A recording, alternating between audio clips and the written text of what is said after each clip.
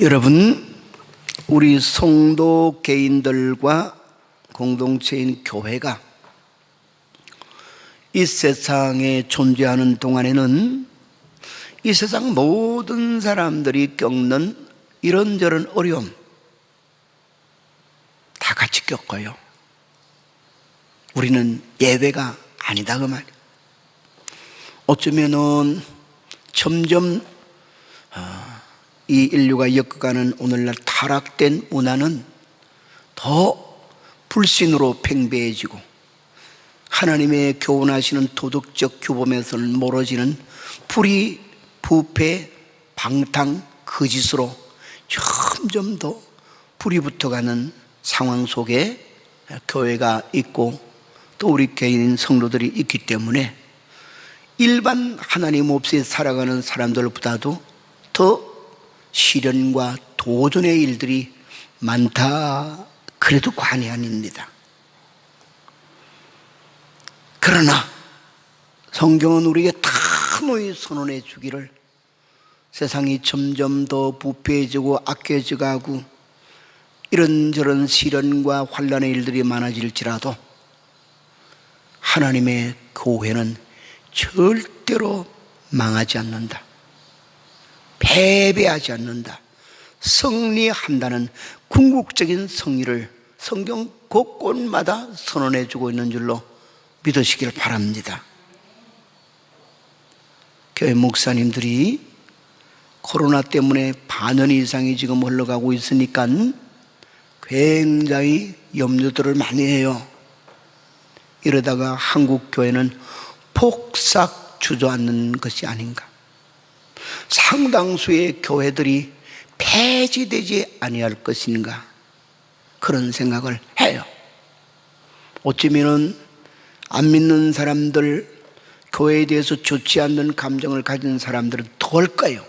이제 교회도 별 볼 일이 없어, 아마 앞으로는 대부분의 교회가 문 닫게 될 거야, 이런 소리도 자기들끼리는 얼마든지 할 것입니다.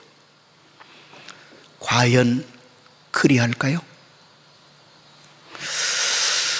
오늘 우리 성경 본문에는 우리 예수님께서 굉장히 중요한 말씀을 주고 계시는데, 빌립보 가이사라는 지역을 예수님이 지나가시다가 거기 잠깐 쉬는 자리에서 제자들을 향해 물었습니다.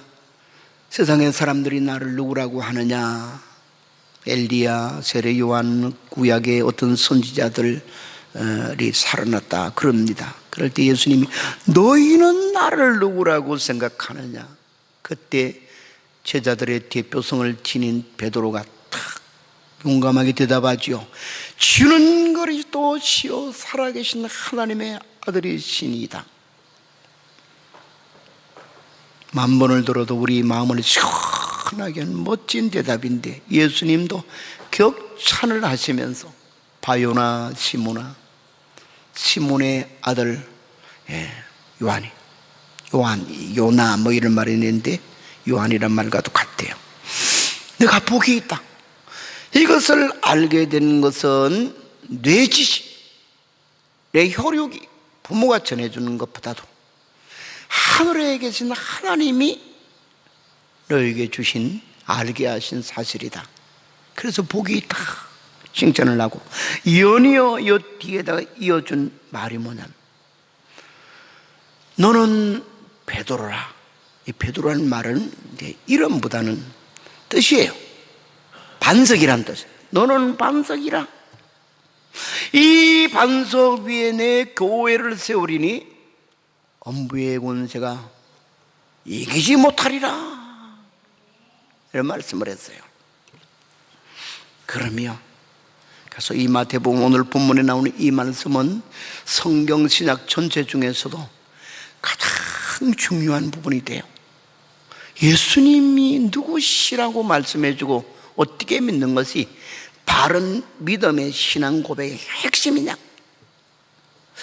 두 번째는 여기에 잇대어져서 이것을 믿고 세워지는 믿음의 공동체를 교회라 그러면서 어둠의 권세, 저 엄부의 권세가 이기지 못하리라 그렇게 말했으니까 이걸 긍정문으로 말하면은 교회는 반드시 승리한다 이 말. 어둠이 못 이기니까 어둠을 우리가 이긴다 그 말. 오늘은 우리 8월의 첫 주에 들어설면서 우리 온교들이 이 코로나 전염병 때문에 많이 흩어졌던 교회관, 이 교회관을 뚜렷하게 세우는 그런 시간이 되었으면 좋겠다 기도하면서 생각을 하고, 반드시 승리하는 주님의 교회, 이런 제목으로 잠깐 말씀을 나눌 때 좀 약해지거나 흐려진 교회 관적 신앙에 굳건히 서서 앞으로 이보다 10배, 100배로 더 큰 여러 가지 다양한 시련의 상들이 올지라도 교회의 승리를 말씀하시는 주님 안에서 교회를 이루고 있는 지체인 성도의 승리가 여러분의 것이 되기를 주의 이름으로 축원합니다. 먼저는 우리는 진정한 교회의 본질이 뭔가, 교회라는 것이 성경이 말씀해 주는 하나님께서 말씀하신 진정한 본질이 뭐가 교회냐 이 말. 참된 교회. 앞에서도 약간 거론했습니다만은 며칠 전에 이틀 전입니까? 신천지 이단 집단의 교주가 되는 이만희 씨가 검찰에 의해서 구금이 됐습니다. 물론 앞으로 재판을 이제 받아야겠지만은, 일반 세간이나 교회도 그냥 생각 없이 신천지 교회 총회장 이만희래. 나는 그 말을 들을 때마다 기분이 상당히 나빠요. 그냥 이만희 씨 하면 되는데 또 총회장은 뭐냐. 총회장은 대단한 거예요. 한국 교회에서는 각 교단을 대표하는 장로교 총회 총회장, 감리교 교회 총회장, 침례교 교단의 총회장, 그래서 그 교단 안에 속한 몇만 개 교회, 만 개 교회, 몇천 개 교회 가장 그 해의 대표가 되는 사람을 총회장이라고 그러는데, 이만희 총회장이 차라리 그냥 총장이라고 그러지, 검찰총장이나 경찰총장이나 이 동급에 들어가도록. 그래서 아무데나 총회장은 자기가 썼다고 총회장이냐, 그냥 이만희 씨 그러면 될 건데 왜? 이단의 교수니까. 그리고 왜 신천지 교회라고 그러냐면, 신천지가 무슨 교회냐고 말이야. 그런데도 교인도 거침없이 신천지 교회, 세상 사람들은 말할 필요도 없이 그냥 다 그렇게 불러요. 그래서 이 이만희 신천지 집단에 많은 기성교회 교인들이 미혹되어서 갔어요. 정확하게는 수를 모르지만은 제 생각으로는 신천지 교단에 들어간 사람들이 절반은 기성교회 다니던 사람들이에요. 이 기가 막힌 일이에요. 왜 그러냐? 대답은 간단해요. 교회가 뭔지를 모르는 거예요. 그런 사람들이 신천지 교회 이렇게 붙이냐, 그것도 성경이 말하는 교회, 일반 교회인 줄 알고 거기 가면 어때? 거기도 성경책 보고 그 다음에는 열심히 기도하고 거기에서도 찬송가 부르고 그러는데 똑같은 거지 뭐. 이렇게 교회의 본질을 바로 이해하지 못하면은 거기에 가지 않은 일반 교회 다니는 사람도 모자라서 신천지 교회에 비슷한 이단 집단들이 우리도 똑같은 교회다. 지금도 한국에 그런 게 있거든. 하나님의 교회 그래가지고 하는 게, 십자가는 반드시 그 건물에는 떼요. 그 사람은 십자가를 좋아하네. 거기도 많은 기독교인들이 가요. 심지어는 목사도 교회 가지고 통째로 간 사람들도 있어. 기가 막힌 일이야. 그래서 지금은 어느 때보다도 우리 예수님을 믿는 사람들은 교회가 뭐냐? 그처럼 주님께서 귀중히 여기사 내가 이 반석에 내 교회를 세우리라는 본질적인 진정한 주님의 교회가 어떤 교회냐? 이걸 바로 알아야 되는 거예요.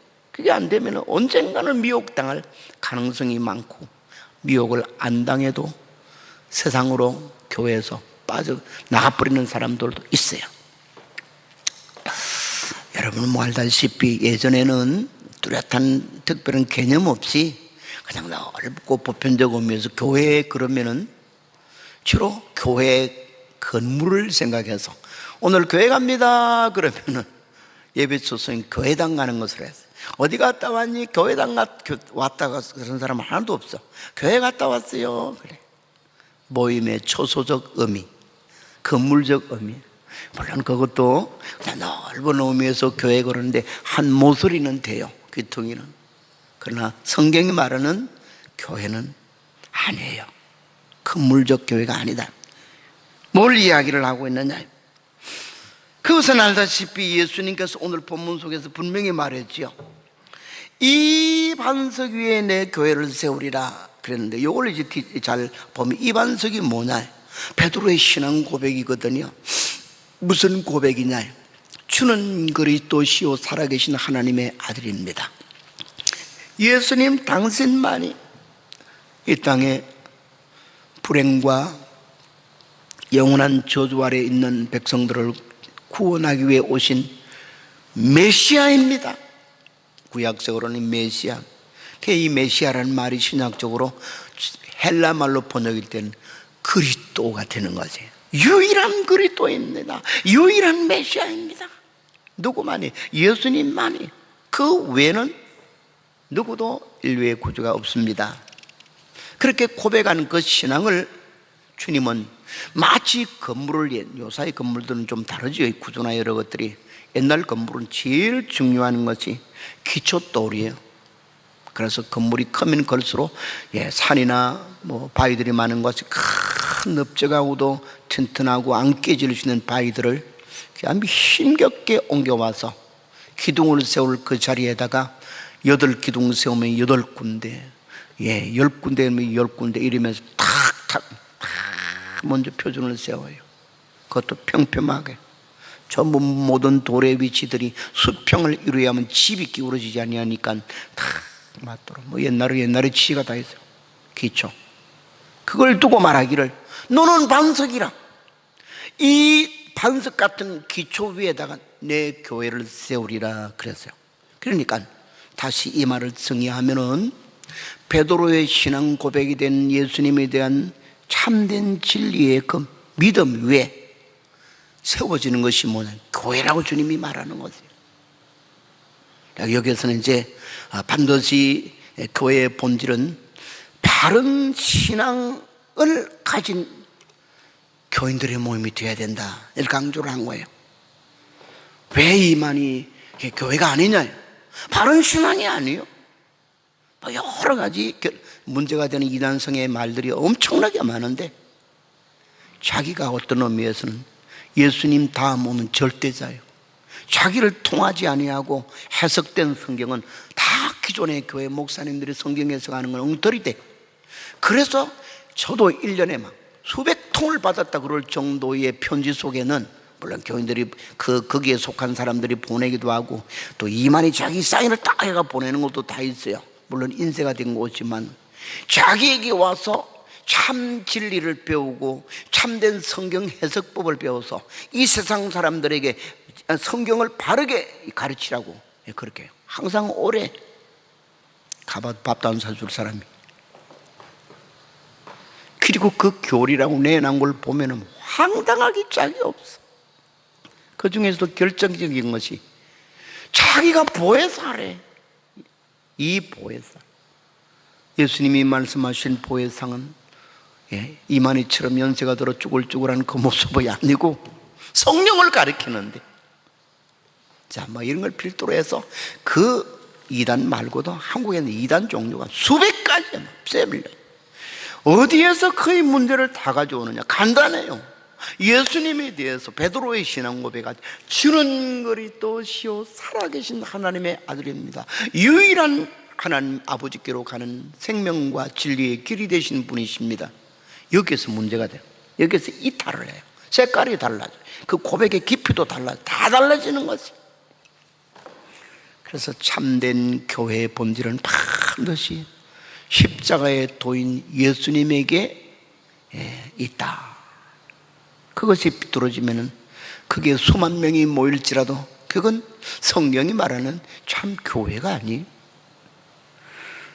더 나아가서 이 교회라는 말은 이제 원래 원어 성경에서는 헬라 말로는 에클레시아라 이렇게 말을 하고 있는데 그 의미는 불러냄을 받은 무리라는 뜻이에요.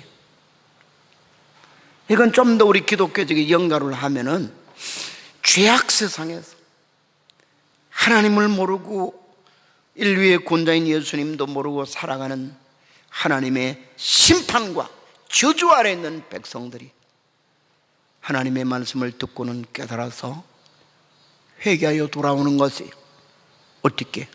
십자가에 못 박힌 예수 그리스도를 통해서 주여, 내 죄를 위해 십자가 지시고 내 저주를 담당하시기 위해 십자가의 고난을 당하셨으니 내가 주께로 돌아갑니다.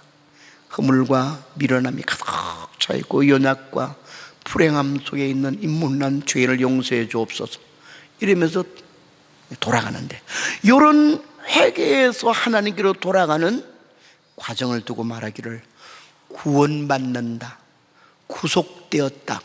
그래서 여기에서 이제 의미하는 교회의 의미는 멸망받을 죄악 세상에서 불로 냄을 받아 그리스도를 통해서 하나님 앞으로 모인 자들, 하나님의 백성으로 구별된 자를 가리켜서 뭐라고 그래요?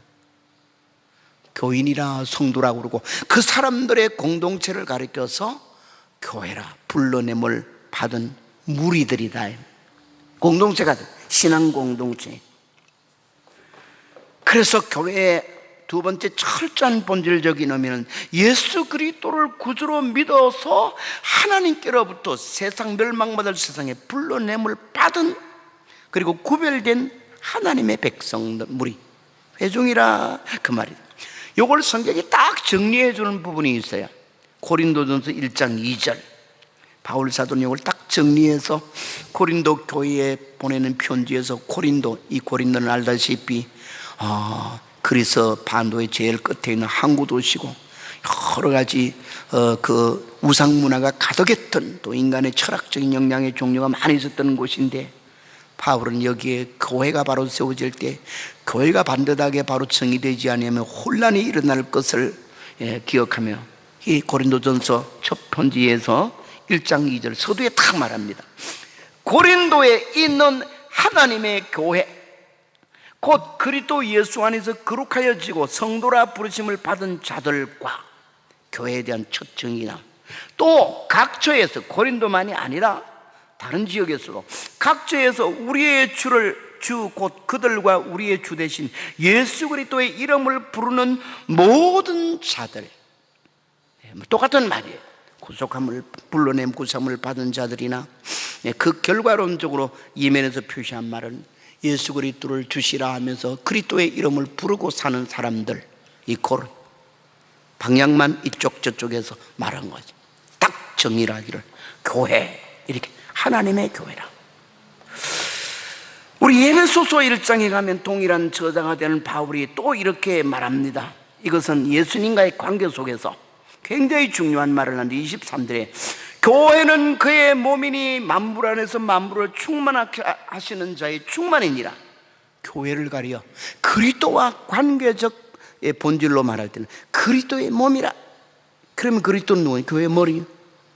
그래서 머리 대신 그리스도의 몸. 머리와 몸의 관계는 무엇입니까? 생명의 관계. 떨어지면은 그 시간 죽는 거예요, 우리 사람에게 있어서. 그래서 예수님과 우리의 관계를 가지고 교회를 정의할 때는 머리 대신 그리스도의 몸이요, 그리스도에 떨어지면 그대로 죽는 거예요. 생명이요, 떨어질 수 없는 관. 또 우리 에베소서 1장 23절이하고 22절에 가면, 아니요, 이건 나중에 이야기하고, 디모데전서 3장 15절에서는 또 교회를 하나님 아버지와의 관계를 두고 말하기를 하나님의 집에서 어떻게 행해야 할지를 너에게 알게 하려 함이니 이 집은 살아계신 하나님의 교회요 진리의 기둥과 터니라.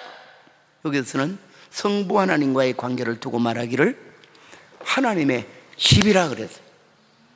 집이라는 개념은 건물 개념보다는 가정이라, 가족이라는 게 패밀리. 그 교회는 뭐냐? 하나님 아버지의 자녀들의 모임이고 하나님 아버지께서 그 가운데서 보호자로 계시는 아버지의 집이라는 거예요. 자, 이런 몇 가지 정리에 의해서 다시 한번 교회를 탁 정리할 수 있어요. 진정한 교회가 뭐냐? 예수 그리스도를 자신으로, 자신의 구주로 믿어서 이 멸망하는 세상에서 불러냄을 받은 예수님과의 관계, 예수님의 몸이요 하나님 아버지의 가족을 이루고 있는 것이 뭐냐? 교회다. 이렇게 정리가 될 수 있어요. 그러니까 이 표현들은 어느 한 부분도 교회가 얼마나 중요한가를 강조하지 않는 부분이 없습니다. 그리스도의 몸, 예수님께 그보다 더 귀중한 게 없어요. 아버지 하나님께는 아버지의 가정, 하나님의 가정, 가족이다. 그보다 더 중요한 분이 어디 있습니까? 그래서 우리가 하나님을 향해 아바 아버지라 우리 모두가 다 부르는, 연세 드신 분이나 젊은 사람들이 다. 그러면 그리고 예수님을 통해 구속 구원받았다는 이 사실은 기독교의 근본이 되는 것이죠. 전부 다 교회는 귀하다, 교회는 신령하다, 교회는 정말로 아주 하나님의 귀하게 여기시는 대상이다. 어찌 보면 이런 말이에요. 교회는 이 세상에 그것과 비교할 수 있는 것이 없는 가장 하나님께 중요하고 예수님께 중요한 신앙 공동체다, 그 말인 줄 믿으시기를 바랍니다.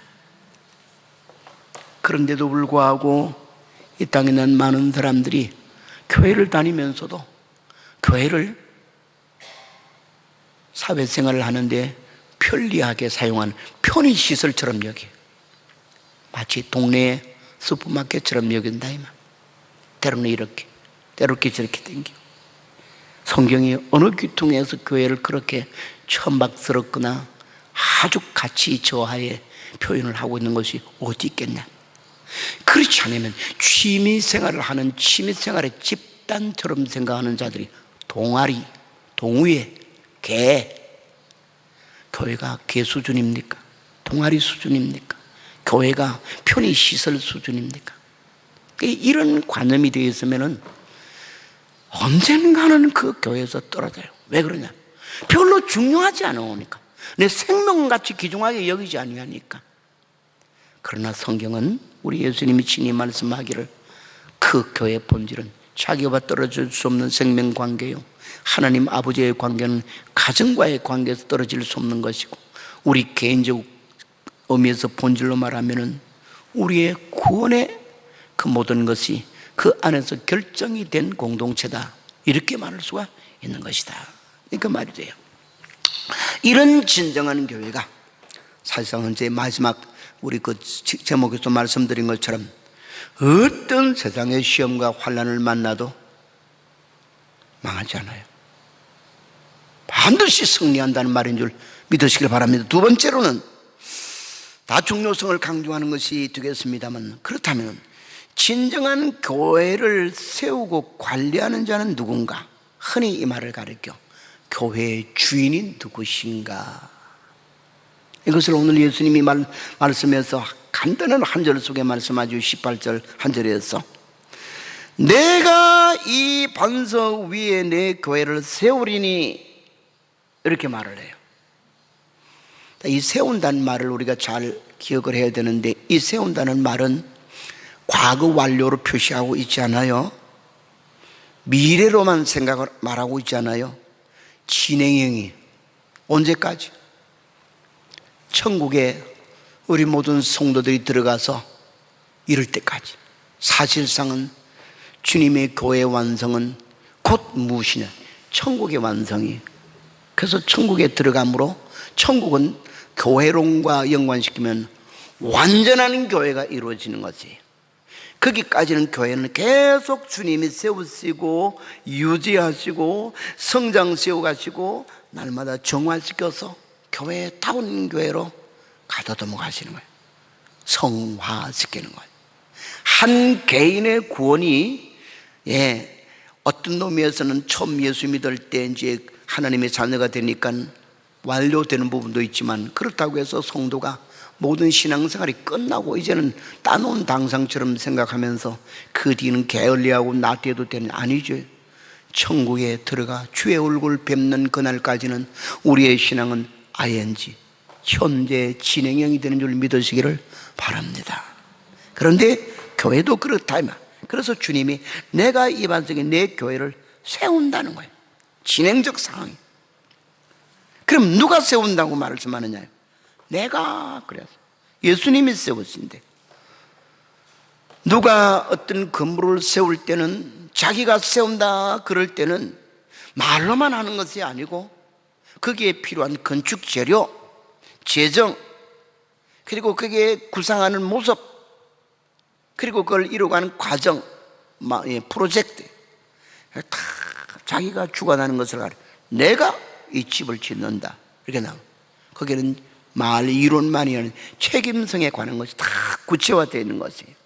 그렇다면 예수님은 교회를 어떻게 세웠었죠? 이미 앞에서 다뤄졌어요. 주님이 세우신 주님의 교회는 건물로 비유하자면 건축 재료가 필요한데, 그 건축 재료가 바로 뭐냐? 믿음. 그 믿음은 어떤 믿음이냐? 소나무 집이냐 무슨 콘크리트 집이냐 그러는 것처럼, 재료는 주는 그리스도시요 살아계신 하나님의 아들이라는 예수님의 구원자 되시는, 대속 구원의 대속 공로자가 되신, 죄에서 우리를 구원할 수 있는 값을 지불하시는 거죠. 이걸 가리켜 흔히 십자가의 도라 그래요. 십자가의 도를 믿어서, 십자가의 도에 의해서 믿어서 믿는 사람들이 이루는 신앙 공동체를 가리켜서 교회라고 그런다. 그래서 예수님은 당신의 십자가에 지신 철저한 구원의 희생의 재료를 가지고 십자가의 도를 만드시고 그걸 제자들에게 부탁하며 온 천하에 나아가서 이 십자가의 도를 전하라 하시고, 믿는 자들은 하나님의 자녀가 되고 믿는 자들은 구원의 백성이 되고 그 믿는 자들로 환난 시험 많은 땅에 위로하고 격려하며 살아갈 수 있는 신앙 공동체가 되게 하는 줄 믿으시기를 바랍니다. 또 한 가지, 예수님이 교회를 세우신데 내가 그런 말은 십자가의 거룩한 희생으로 진 십자가의 도만이 아니라 그것을 뭇 사람들에게 적용시켜 마음을 감동하고 미련한 자들을 깨우쳐서 마음이 울고 가면 눈물 흘리며 주님께로 돌아갑니다. 당신을 내 구주로 모십니다. 나의 생명, 나의 희망, 나의 삶의 능력이 되어 주옵소서. 이렇게 마음에 감동이 일어나야 되죠. 안 그러면은 100년을 교회 댕겨도 그냥 형식이 다른 목적으로 댕기는 거예요. 집안을 두루 평안하게 하기 위해서. 내 혼자 안 믿으면 집안 시끄러우니까. 안 그러면 내가 국회의원 나가니까 교인들의 지지를 받기 위해서. 그런 것을 믿는 게 아니죠. 그럼 어떤 상황이 있을지라도 자기 구원을 위해서. 근데 이것을 이루기 위해서는 누구의 역사가 필요한? 성령이요. 그래서 예수님이 성천하실 때 너희는 예루살렘 떠나지 말고 아버지의 약속하신 성령을 기다리라. 너희는 몇 날이 못해서 성령으로 세례를 받으리라. 성령을 부어준다고 말. 성령이 오셔야만이 이 아둔한 우리의 마음이 녹아질 수가 있어요. 미련한 우리들의 마음이 열려서 주님이 누구신가를 과연 바로 깨닫게 되고 그 주님을 기뻐하는 내 열린 마음에 주여 내 속에 오시옵소서, 내 생명이 되어 주옵소서, 나를 떠나지 말아 주옵소서. 이게 영접이 있게 된다는 성령으로. 그래서 주님의 교회는 두 가지 요소로 이루어지는 거예요. 하나는 십자가의 도로, 거기에 그걸 적용시켜 주는 성령의 역사에 의해서. 그래서 주님은 그 두 가지를 동시에 행하시는 거죠. 성령을 보내신 이도, 그 성령으로 우리 속에 역사하게 하시는 이도, 그 성령을 가지고 당신을 믿는 당신의 몸이 되는 교회 공동체를, 신앙을 양성시키시고 성장하게 하고 감화감동해 하고 세례도 받고 그 다음에 나중에 주의 일꾼들을 대해서 죽는 날까지 신앙을 고백하고 가는 자들이 된다. 성령의 지속적인 역사입니다. 그러며 또 그것으로 끝나는 것이 아니라 그 교회를 주님이 세운다는 말 속에서는 당신이 다스리신다, 그런 말이 됩니다. 이 다스린다는 의미가 에베소 1장 22절에 보면 교회의 머리가 되게 하신 분이다. 그를 만물 위에 있는 교회의 머리로 삼으시고 그랬어요. 머리로 삼는다는 지도, 감독, 관찰, 책임을 지시면서 보살피시는 역사를 가리켜 머리 되신 분이다. 그래. 눈에는 보이지 않아도 진정한 교회는 언제나 주님을 교회의 머리로 고백하고 주인으로 고백하고 주님이 친히 교회 가운데 임재하여서 친히 주관하고 다스리고 모든 일을 이끄시도록 우리는 겸손히 그 뜻을 받드는 자세가 되는 줄 믿으시기를 바랍니다. 그래서 진정한 교회의 건축자는 예수님이시고 건축자가 된다는 말은 철저히 교회의 주인은 주님이시다. 그럼 우리는 교회의 주인 되시는 주님을 언제나 고백하고 그 주인의 뜻을 받들고 주인을 높여 올려드릴 수 있는 그 겸손한 신앙이 항상 있으시기를 바랍니다. 이럴 때 교회에서 문제를 일으키는 교인들이 되지 않고 주님의 몸을 평안하게 하고 서로를 위로하고 강건케 만드는 교회에 서로를 보살피는 좋은 지체가 되는 거지. 정부덕기에서 교회에 또 어떤 지체가 문제를 일으키면은 교회의 머리 되신 주님은 어떻게 해요? 잘라버려요. 그래서 오늘 우리 본문의 후반절에 가서 바라보면은 연이어서 주님이 하시는 말씀이 너희가 땅에서 매면 하늘에서 매일 것이고 땅에서 풀면은 하늘에서도 풀리리라. 이걸 뭐냐면 사도들과 교회 지도자들에게 부여하시는 교회의 지휘권이라고 그래요. 그럼 지휘권은 사사로운 인간의 감정으로 처리하는 것이 아니라 하나님의 뜻을 받도록 교회를 관리하고 지도하는 그런 감독자들에게는 주의 이름으로 땅에서 맨다는 말은 정제적인 것이에요. 푼다는 말은 해벌적 의미를 갖고 있는 것이 주님이 그것을 그의 세우신 자들을 통해서 관리 주관하시는 거지. 그래야만 교회가 평안하니까. 그래서 어떤 경우에는 교회에서 범과를 하고 죄를 짓고 교회를 부득하게 하고 해코지 하는 역사를 할 때는 교회 지리회에서는 징계를 해요. 그게 사사로운 것이 아니라 성경이 명하고 있고 주님이 말씀하고 있는 것이 되는 것이. 자, 그 정도로 이제 교회의 머리는 철저히 주님이시지 사람이 주인 행세를 하려고 하면은 절대로 안 된다. 그 누구도 주인이 아니에요. 오직 주님만이 교회의 머리이신 주인이시고 우리는 그의 겸손한 지체, 머리가 지시하면은 재빨리 오른손은 나가서 물건도 드려야 되고 왼손은 보조를 해줘야 되고 눈은 어떤 것을 살펴야 되고 각기 지체의 기능을 감당할 뿐이지 주인된 행세를 하는 것은 아니다. 머리는 주님이시니까. 자, 그 다음에 세 번째로 가르쳐주는 마지막 이야기가 되는데 오늘 제목과 연관되는 결론이 돼요. 오늘 예수님께서는 연이어서 말씀하기를 내가 이 반석 위에 내 교회를 세우리니 어둠의 권세가 이기지 못하리라 그랬어요. 신비한 말이에요. 교회의 궁극적 성의를 상징적인 말로서 표현한 말이 돼요. 이 어둠의 권세란 말은 성경의 원어에서는 요거는 상징으로 번역이 된 것이고 죽음의 권세라고 되어 있어요. 죽음의 권세. 원래 성경 원어에는 더 성경 원어를 직설적으로 해석을 하면은 뭐라고 되어 있느냐 하면은 죽음의 대문이라고 표시를 하고 있어요. 사망에 이르는 들어가는 문이다. 이 음부의 권세라는 말을 상징하는 의미는 어둠의 권세의 그 말인데 어둠의 권세의 그런 말은 조금 더 쉽게 이야기하면 앞에 말한 것처럼 죄와 지옥 일의 문 이렇게도 될 수 있는 것이고 사망이라는 말도 되고 그걸 원어적인 그냥 골자대로 표시하면 이 죽음에 들어가는 대문이라 이렇게 말을 했어요.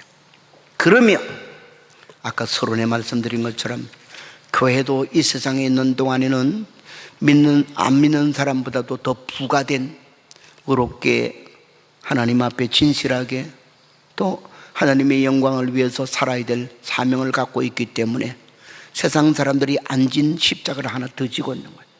그래서 이 방탕하고 불의하고 불신의 세상에 존재하는 동안 개인도 교회도 어찌 보면 세상에서 어려움들이 많이 있어요. 그렇다고 해서 그 교회가 망하는 것이냐? 세상의 아부에서 세상의 불신과 불의함과 방탕함에 합지 휩쓸리면 살고 그렇지 않으면 빨리 망하는 것이 절대로 아니에요. 반드시 이긴다는, 어둠의 권세가 이기지 못하리라. 이것은 두 가지의 양면이 있습니다. 하나는 우리의 구원을 말하고 있는 것이죠. 교회는 개인 성도들이 모였으니까 그 교회에 속해 있는 진정한 교회의 모든 교인들은 절대로 신앙의 멸망으로 들어가는 죄의 지옥의 문에 들어가지 않는다는 거지.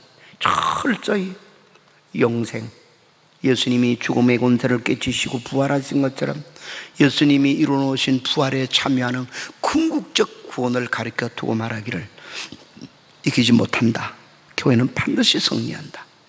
그래서 여러분과 저 참된 교회를 이루고 있는 교회는 한 사람도 구원의 자리에서 탈락되지 아니하고 넉넉히 어둠의 권세를 이기고 하나님의 영광의 천국문에 들어갈 줄로 믿으시기를 바랍니다. 영광의 나라에, 이것은 보편적인 의미예요. 그래, 궁극적인. 또 한 가지는 그것은 미래의 궁극적인 사실만을 이야기하는 것이냐? 아니요. 이 땅에 사는 동안에 죄, 여기서 이제 어둠의 권세는 죄의 권세를 가리고, 죄의 권세를 뒤에서 쥐고는 자기를 숨기고 역사하는 존재가 누구냐? 사탄의 권세, 마귀의 권세. 그래서 죄의 권세와 그 죄를 조정하는 뒤에 어둠의 권세, 마귀의 권세를 이긴다, 이렇게 말하는 것이에요. 요한일서 3장 8절에 예수님은 당신이 당신의 교회를 세우시고 당신의 교회를 지키시고 관리하는 머리가 되시기 때문에 능히 그 승리가 올 것을 두고 말씀하기를, 죄를 짓는 자마다 마귀에 속하나니 마귀는 처음부터 범죄함이라. 하나님의 아들이 나타나신 것은 마귀의 일을 멸하러 하심이라 그랬어요. 예수 이름 듣고 원수 마귀는 한 길로 왔다가도 7길로 도망하죠. 하나님의 아들 예수 그리스도는 십자가에 죽으시고 부활하심으로 마귀의 머리통을 깨신 승리의 주님이시니, 오늘도 그를 믿고 그에게 튼튼히 결합되어 있는 모든 성도들은 절대로 망하지 아니하고, 그 진정한 교회는 이 죄악 세상에 이런저런 환난과 핍박과 시험을 만나도 반드시 그 예수 그리스도를 믿는 믿음과 그 믿는 믿음을 보시고 함께 하셔서 역사하시는 주님의 은혜로 말미암아 궁극적 승리를 이루는 줄 믿으시기를 바랍니다. 그래서 이런 의미에서는 교회와 성도는 세상을 이기는 존재들이다. 우리는 결코 약한 자가 아닙니다. 저급하고 무가치한 자들이 아니고 시시한 존재가 절대로 아니에요. 주님이 그 교회를 지키시기 때문에 그런 줄 믿으시길 바랍니다. 신비로우신 성삼위 하나님의 역사가 강력하게 함께 하시며 역사하는 자리가 어디냐? 신앙 공동체. 그러므로 히브리서 10장에 가면은 열심을 품고 주를 섬기라고 말씀하는 가운데, 모이기를 피하는 어떤 사람들처럼 하지 말고 그날이 올수록 더욱 그리하라.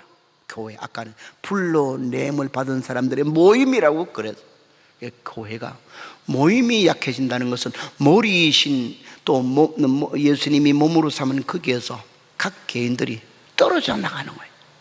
느슨한 밧줄은 풀어지기 쉬워요. 약한 밧줄은 바람과 풍랑이 일어나면 끊어지기 쉬워요. 그래서 이 어려운 시험의 때 우리의 신앙은 그리스도의 몸에 탁 약물게 짜매져서 절대로 끊어지지 않는 견고한 교회관이 분명한 신자들이 될 때는 반드시 어떤 종류의 세상의 시험이 와도 능히 이기게 되고, 그 속에서 함께 하시는 그리스도의 권능과 뜨거운 사랑을 체험하게 되고, 하나님의 영광 나라에 기쁘고 영광스럽게 참여할 줄로 믿으시기를 바랍니다. 하나님 감사합니다. 날이 갈수록 주님이 예언하신 것처럼 종말의 시대에는 세상 사람들과 함께 당할 수밖에 없는 여러 가지 천재지변과 이변의 사건,